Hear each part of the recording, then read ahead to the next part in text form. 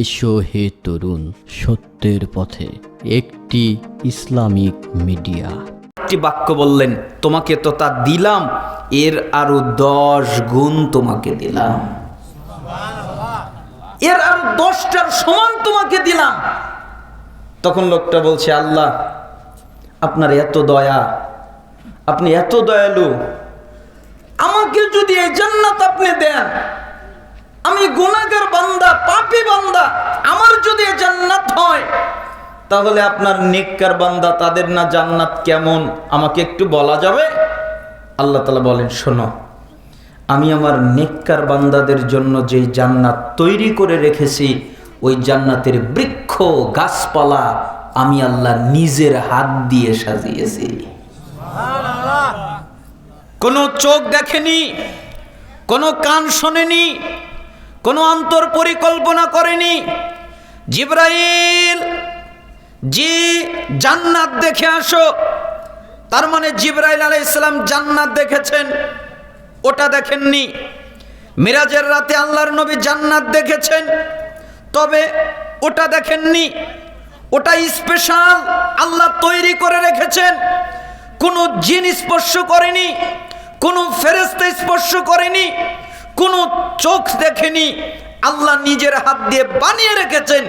একজন সাহাবী লাফ মেরে উঠলেন, আল্লাহর নবী, ওই জান্নাতটা মনে হয় আপনাদের, তাই না? তখন তিনি বললেন, না, আল্লাহর কিছু বান্দা আছে যারা আল্লাহকে দেখে নাই, আল্লাহ যা আদেশ করেন তা পালন করে, আল্লাহ যা নিষেধ করেন তা ত্যাগ করে। আল্লাহর নবীকে দেখে নাই, আল্লাহর নবী যা আদেশ করেন তা পালন করে, আল্লাহর নবী যা নিষেধ করে তা ত্যাগ করে। এমন ব্যক্তিদের জন্য আল্লাহ তাআলা ওই জান্নাতের ব্যবস্থা তৈরি করে রেখেছেন। এটা হলো আল্লাহর দয়া। আল্লাহ কত দয়ালু। ওই আল্লাহ বলছেন, মনোযোগ বসো, মনোযোগ দিয়ে কোরআন হাদিস শোনো, শেষ পর্যন্ত থাকো, তাহলে তোমাদের পাপ আমি আল্লাহ ক্ষমা করে দেব এবং তোমাদের পাপকে নেকিতে পরিণত করে দিব। আপনারা রাজি আছেন তো সবাই? আল্লাহ সুবহানাহু ওয়া তাআলা আপনাদেরকে এই মজলিস থেকে মাসুম বানিয়ে পুরুষ এবং নারীকে উঠার তৌফিক আল্লাহ তাআলা দান করুন। আমি আপনাদেরকে কষ্ট দিব না। 23 তারিখের মাহফিল 23 তারিখে শেষ করে দিব, কোনো ভয় পাওয়ার কারণ নেই। 24 তারিখে নিয়ে যাব না, এর আগে আপনাদের বিদায় দিয়ে দিব। আমি আমার খুতবার মধ্যে একটা আয়াত পাঠ করেছি, যেটা মানুষের অ্যাটেনশনের জন্য আমি বলি। আসলে আমরা হুজুরেরা, আমরা বক্তারা আলাদা কোনো ওয়াজ বানিয়ে আনতে পারবো না। কেন? কোরআন এবং হাদিসে যা আছে এগুলো আপনারা সব জানেন, তাই না? বলেন তো, সুদ খাওয়া হালাল না হারাম? ঘুষ খাওয়া হালাল না হারাম? জিনা করা হালাল না হারাম? গীবত করা হালাল না হারাম? সব জানেন। আমি যেই ওয়াজি করি আপনি ওটাই জানেন। তাহলে আমার কাজ কি? বক্তাদের কাজ কি? ওই যে আল্লাহ তাআলা বলেছেন, মুমিনদের স্মরণ করিয়ে দাও, তাহলে তাদের উপকারে আসবে। এজন্য আমাদের কাজ হলো আপনাদের ওই কাজটা জানা, ওটা আবার নতুন করে যেন স্মরণ হয়ে যায়, ওই স্মরণ করিয়ে দেওয়াটাই হলো আমাদের কাজ। এজন্য আল্লাহ তাআলা বলেন, ওয়ামা আতাকুমুর রাসূলু ফাখুযুহু, রাসূল মুহাম্মদ তোমাদের যা দেয় তোমরা তা নাও। ওয়ামা নাহাকুম আনহু ফান্তাহু, এবং রাসূল মুহাম্মদ তোমাদেরকে যা নিষেধ করেন তা থেকে তোমরা বিরত হও। নবী তোমাদের যা আদেশ করেন তা তোমরা পালন করো, নবী তোমাদের যা নিষেধ করেন তা তোমরা ত্যাগ করো। ওয়াত্তাকুল্লাহ, এ ব্যাপারে আল্লাহকে ভয় করো। ইন্নাল্লাহা শাদীদুল ইকাব, নিশ্চয়ই আল্লাহ শাস্তি দানে কঠিন, কঠোর। আল্লাহ শুধু দয়া করতে পারে এমনটা নয়, আল্লাহ শুধু মাগফিরাত করতে পারে এমনটা নয়, আল্লাহ শুধু ক্ষমা করতে পারে এমনটা নয়, আল্লাহ আযাবও দিতে পারে, আল্লাহ শাস্তিও দিতে পারে। অতএব আল্লাহর আযাব শাস্তিকে ভয় করে আল্লাহর নবী যা বলে তাই পালন করো, আল্লাহর নবী যা নিষেধ করে তাই ত্যাগ করো। এজন্য আমি বলি, একটা মানুষের সার্বিক জীবনের যত কল্যাণ আছে সব যদি পেতে চায় তাহলে তাকে একজনের আনুগত্য করতে হবে, তিনি হচ্ছেন মুহাম্মদুর রাসূলুল্লাহ সাল্লাল্লাহু আলাইহি ওয়াসাল্লাম। কোন মানুষের নয়, কোন পীরের নয়, কোন বাবার নয়, কোন খাজা বাবার নয়, কোন গরিবে নওয়াজের নয়, কোন পীর মুরিদের নয়, কোন হুজুরের নয়, কোন মুফতির নয়, কোন ইমামের নয়, কারো নয়। যদি আনুগত্য করতেই হয় তাহলে একমাত্র আনুগত্য করবে মুহাম্মদুর রাসূল সাল্লাল্লাহু আলাইহি ওয়াসাল্লামের। এর মধ্যে তার সফলতা আছে, এর মধ্যে তার আল্লাহর ভালোবাসা আছে, এর মধ্যে তার পাপ থেকে ক্ষমা আছে, এর মধ্যে তার হিদায়াত আছে, এর মধ্যে তার কল্যাণ আছে, এর মধ্যে তার জান্নাত আছে। কেন? সে যদি রাসূলকে মানে। কিভাবে? আপনি খোলেন সূরা আল ইমরান 31 নম্বর আয়াত।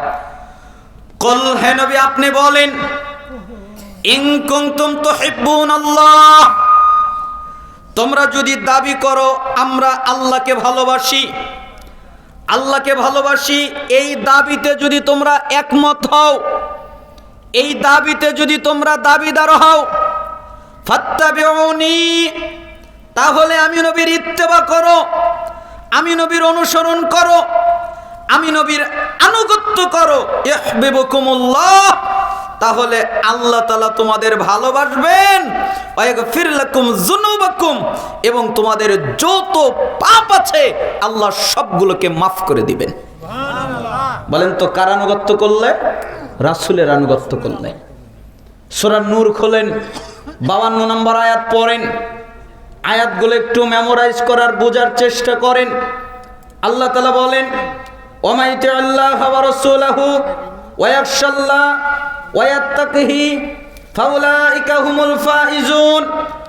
যে ব্যক্তি আল্লাহর আনুগত্য করে, আল্লাহ যা আদেশ করেন তা পালন করে, আল্লাহ যা নিষেধ করেন তা ত্যাগ করে, রাসূলের আনুগত্য করে, রাসূল যা আদেশ করেন তা পালন করে, রাসূল যা নিষেধ করেন তা ত্যাগ করে, আল্লাহকে ভয় করে।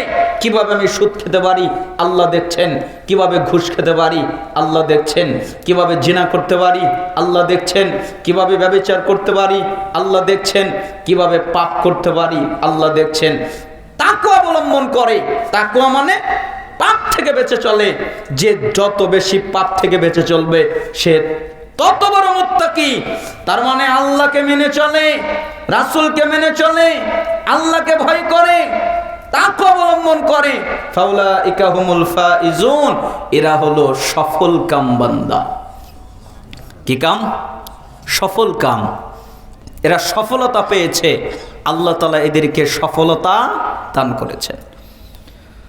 আপনি যদি সূরা নিসা খোলেন 13 নম্বর আয়াত, আল ইমরান খোলেন 15 নম্বর আয়াত, ফাত খোলেন 17 নম্বর আয়াত, আল্লাহ তাআলা বলেন, যে ব্যক্তি রাসূলের আনুগত্য করে, রাসূলকে মেনে চলে, আল্লাহ তাআলা তাকে এমন জান্নাত দিবেন পায়ের নিচ দিয়ে নদী প্রবাহিত হবে।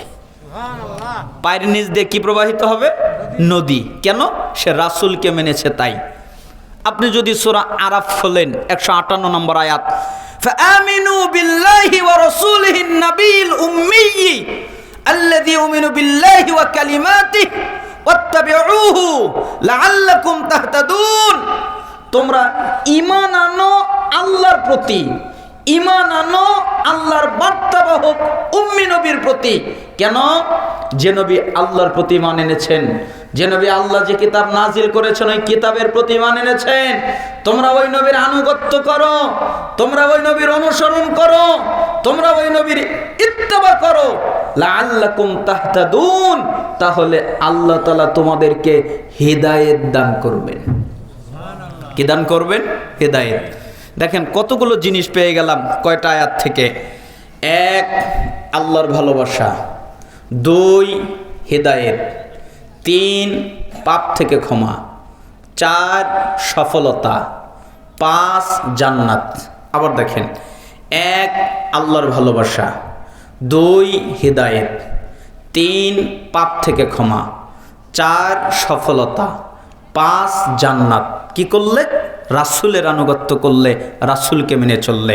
এজন্য আপনাকে আমি বলছিলাম আপনার সার্বিক জীবনটাই যেন রাসূলের আনুগত্যে দিয়ে সাজানো হয়।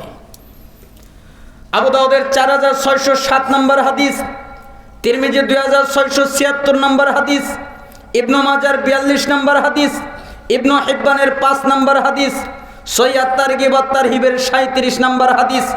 আল্লাহর নবী বলেন, ওয়া ইন্নাহু মান ইয়াইশ মিনকুম বা'দি ফাসায়ারা ইখতিলাফান কাসীরা ফাআলাইকুম বিসুন্নতি ওয়া সুন্নাতিল খুলাফাইর রাশিদিন আল মাহদিয়্যিন আদ্দু আলাইহা বিন-নওয়াজিস। শোনো, তোমরা যারা আমার পরে বেঁচে থাকবে, আমি আর বেশি দিন বাঁচতে পারবো না, আমি আর বেশি দিন টিকবো না, আমি আর বেশি দিন অবস্থান তোমাদের মধ্যে করব না। আমি নবী চলে যাব, আমি নবী মরে যাব, আমার ইন্তেকাল হবে, আমি মৃত্যুবরণ করব। তোমরা যারা আমার পরে জীবিত থাকবে, আমার পরে বেঁচে থাকবে, তারা দেখতে পাবে অনেক ইখতিলাফ, মতভেদ, মতানৈক্য একজন